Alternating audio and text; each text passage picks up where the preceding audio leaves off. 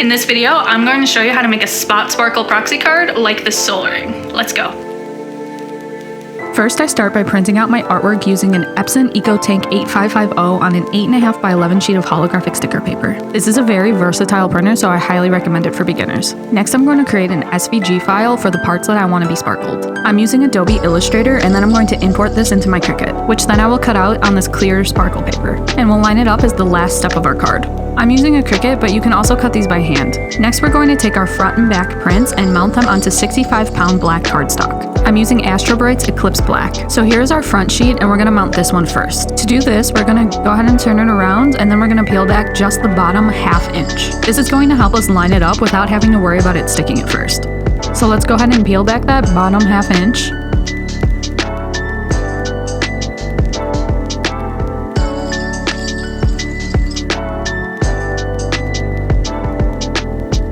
And gently tap our papers to line them up perfectly together, and then hold them together while you press down the sticky part.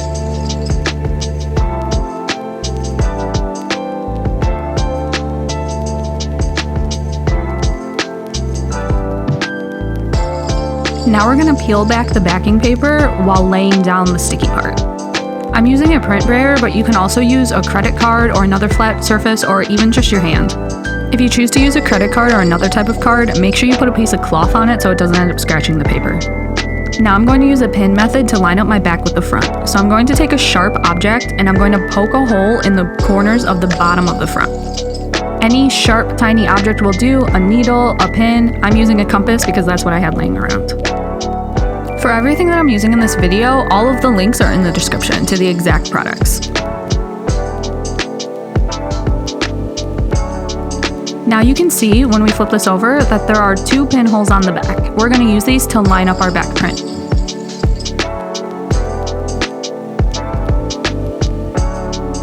So let's go ahead and grab our back print. I put this stair-step pattern so that I can easily see the corner without having to deal with the bleed. So I'm going to go ahead and take a pair of scissors and cut off the corner, exactly where my stair-step pattern is. This way I'll be able to line up to the pinholes exactly.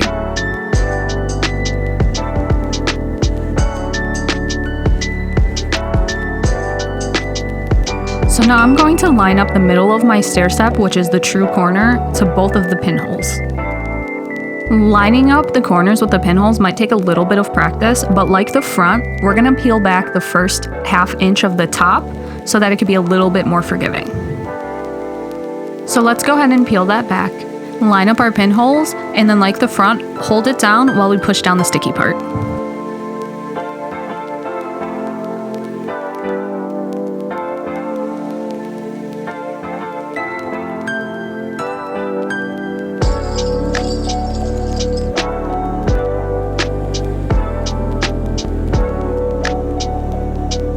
Now I'm going to use my Fiskars self-sharpening paper cutter to trim the cards down.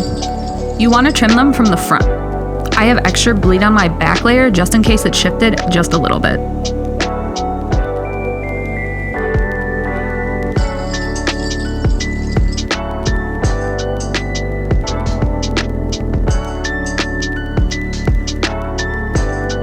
After I'm done cutting the cards, I'm going to round out the corners.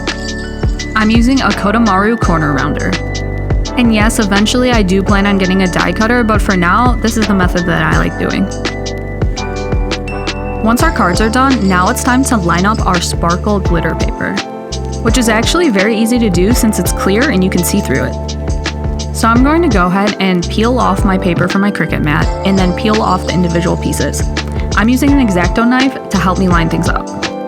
This method is definitely for more simpler shapes. I wouldn't recommend doing something too complex. And there we go, a spot sparkle soul ring.